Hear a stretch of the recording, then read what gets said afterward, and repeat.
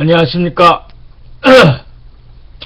신상하게 민주국민 제48회 오늘은 제가 그 새누리당의 당권 그 대표를 뽑는 전당대회에서 당 대표를 뽑지요. 여기에 김무성 의원이 출마를 했습니다. 그래서 제가 아직 그 차기 대선이 몇 년 남았는데도 불구하고 이번에 그 새누리당의 그 대선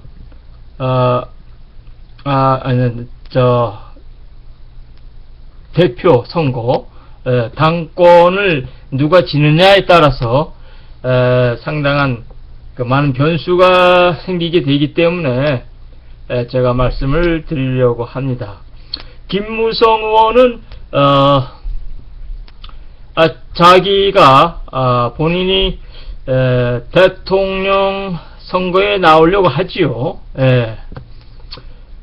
그러기 때문에 이번에 새누리당 대표 경선에 교두보로 출마하게 된 것입니다.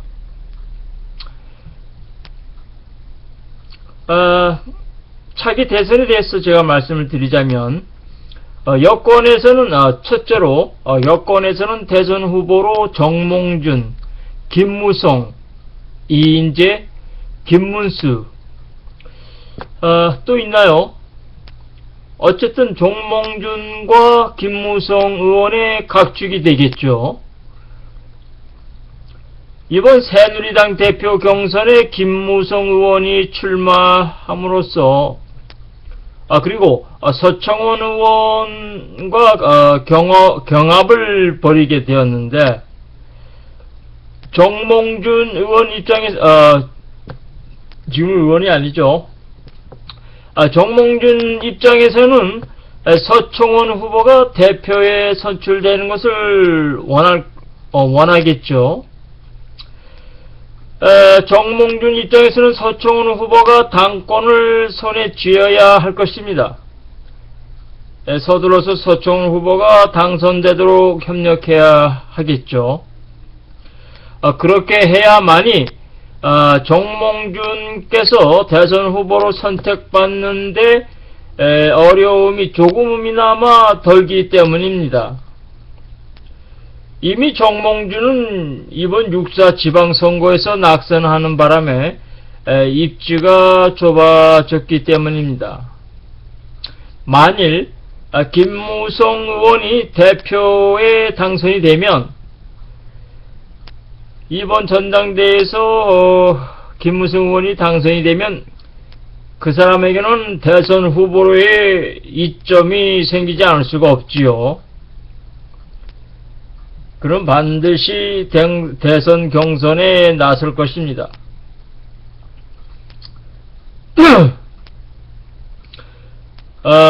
본인 자신의 세를 확장해서 대선 경선에 나서야 하거든요. 어쨌든 정몽준이나 김무성 의원 두 사람이 박근혜 대통령과는 거리를 두고 있는 관계로 두 사람 모두 특히 김무성 의원의 입장에서는 반드시 당권을 잡아야 하는 아주 긴박하고 절대적인 일이 아닐 수가 없습니다. 정몽준께서는 이번 선거의 패배로 말미암아 이미지에 큰 타격을 받았거든요. 6.4 지방선거로. 실패의 요인으로 많은 분들이 같은 말을 거론하겠지만 역시 막내 아들의 입조심하지 않은 것이 제일로 크고요. 다음으로 선거대책위원장이라 할 수 있는 사람 이사철이죠. 이사철의 전략 부족을 말할 수가 있겠습니다. 네거티브 전략은 저의 칼럼 선거는 전략이다 라는 그에서 밝혔듯이 함부로 사용해서는 안 되는 것입니다. 한마디로 선거를 모르는 양반이 선거대책위원장이 됐다는 것에 문제가 발생한 것입니다. 이사철께는 죄송한 말씀이오나 두 번 다시 정몽준 캠프에 나서지 말기를 바랍니다. 만일 정몽준께서 의리라든지 급하게 관계를 생각해서 계속 그를 차후에 다시 선거 캠프에 기용한다면 그 역시 사람을 볼 줄 아는 능력이 부족하다고 할 수 있겠습니다. 이번에 만일 김무성 의원이 새누리당의 대표로 선출이 되면 그의 대선 후보 경선에 큰 걸음을 내딛는 결과가 될 것이죠. 다 아시겠지만 그만큼 중요하지 않을 수가 없습니다. 그렇기 위해서 정몽준 의원의 입장에서는 반드시 서청원 후보가 돼야 할 것입니다. 아시다시피 서청원 후보는 대통령에 나서지 않을 것이죠. 대통령 대선에 나서지 않을 것입니다. 그렇지만 김무성 의원은 당연히 나설 것이기 때문에 정몽준께서 그 입장에서는 반드시 서청원 후보가 돼야 할 것입니다. 자, 둘째로는 새누리당에서 새로운 인물이 갑자기 부상하기는 쉽지 않을 것입니다. 안철수처럼 이렇게 새로운 인물이 갑자기 나타나기가 힘들다는 얘기죠. 한간에는 홍종욱 의원을 이렇게 들먹이는 사람도 없잖아 있습니다만, 글쎄요, 저는 아니다라고 생각합니다. 그래서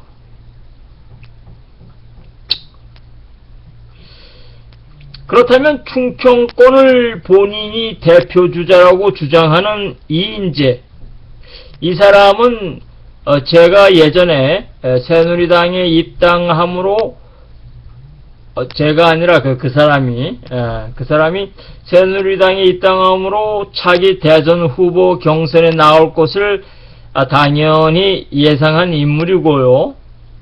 문제는 이 사람이 당 대표 선거에서 그렇죠, 그 경선에 나설 것입니다. 나선다고 그랬죠, 또.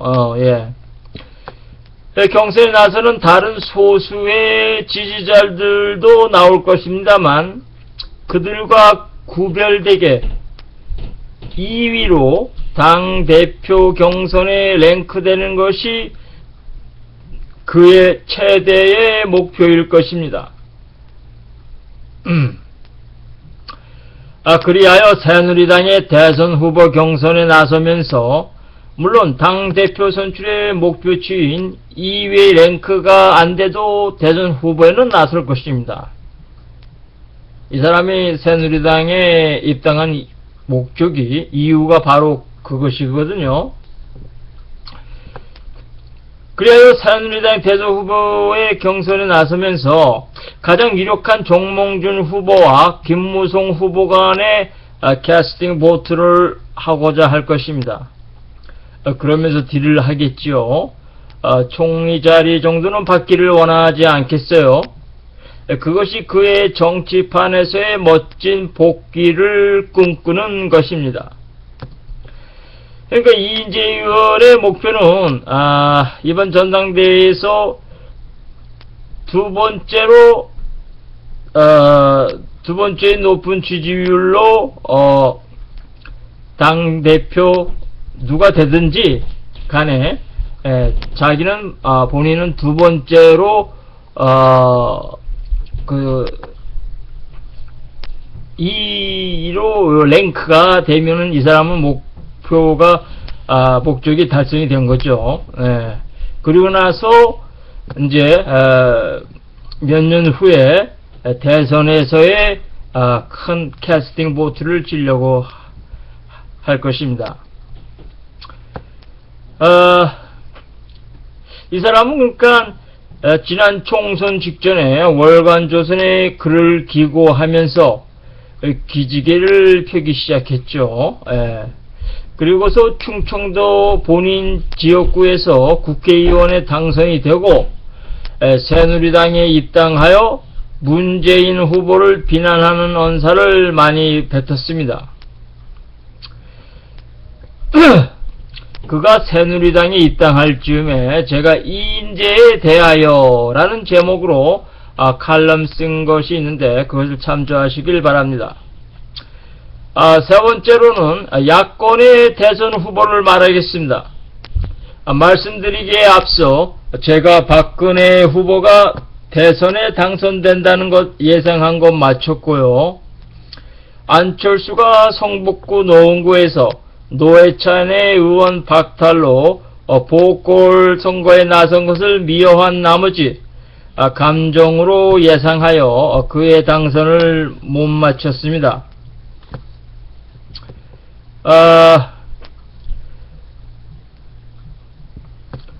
자꾸 맞추었다라는 말을 사용해서 좀 이상스럽기는 합니다만 대체적으로 제가 예상한 것이 들어맞았음을 밝힙니다.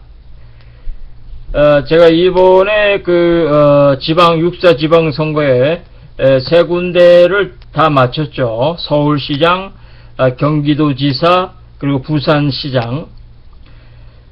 근데 인천시장도 사실은 제가 송영길 후보가 재선에 성공하지 않을 거라고 제가 예상했습니다. 그러나 그거는 제가 페이스북에 공개적으로 말씀을 안 드렸습니다. 세 군데만 제가 말씀을 드렸죠. 네. 아무튼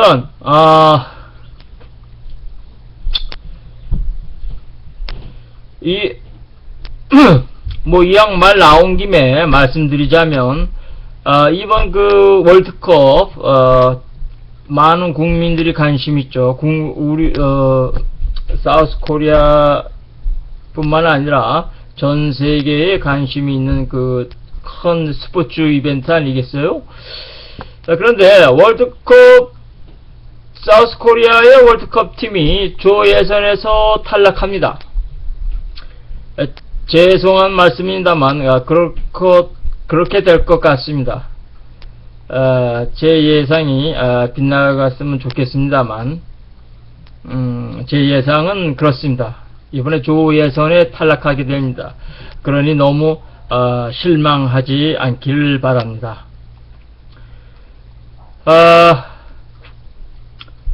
자, 본론으로 돌아가서 말씀드리겠습니다. 야권에서의 대선 후보로 문재인 씨가 역시 다시 나오겠죠. 다시 나올 겁니다. 또 나오려는 뉘앙스를 풍겼죠.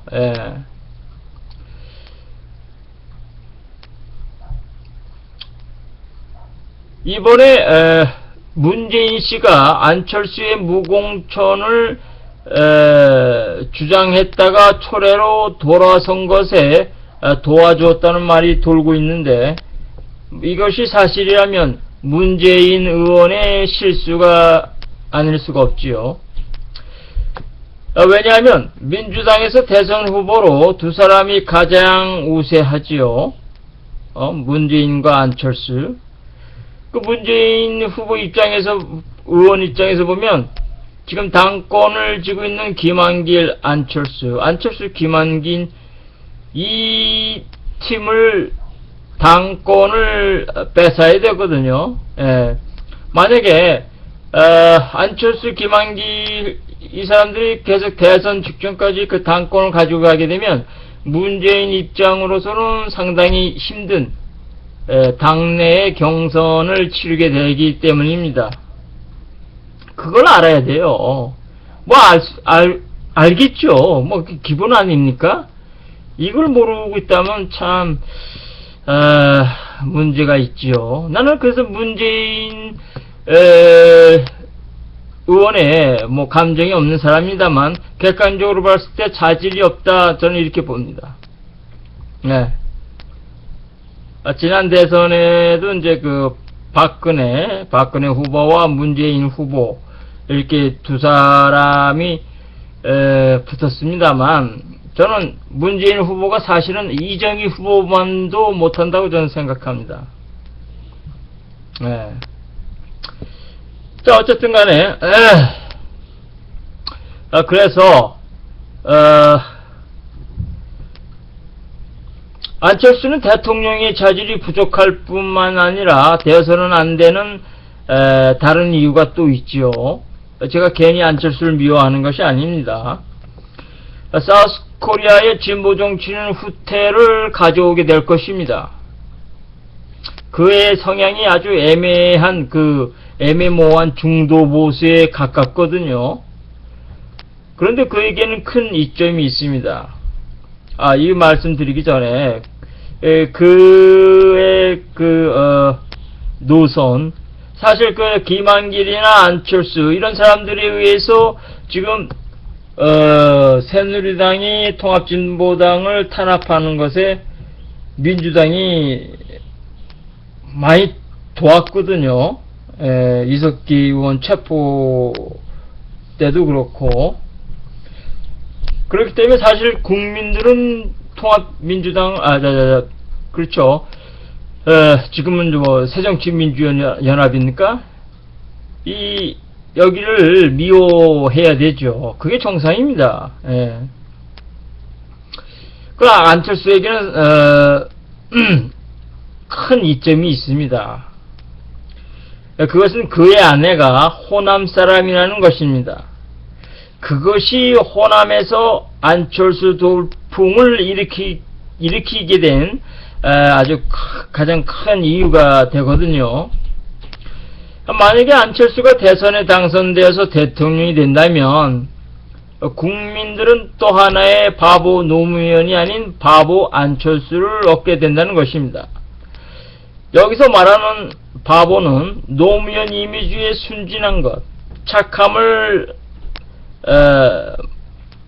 말하는 것이 아니라 국정을 이끌고 갈 안철수의 지도력 부실이며 끌고 갈 추진력.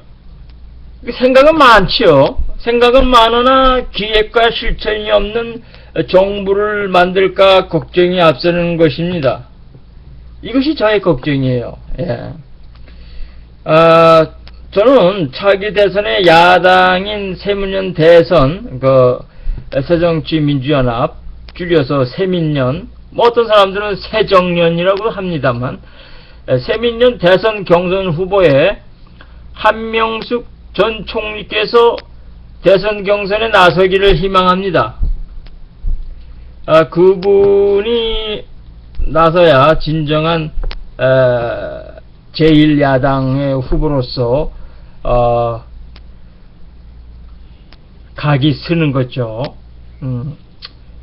그리하여 진보 정치도 살리시기를 고대합니다. 고맙습니다. 안녕히 계십시오.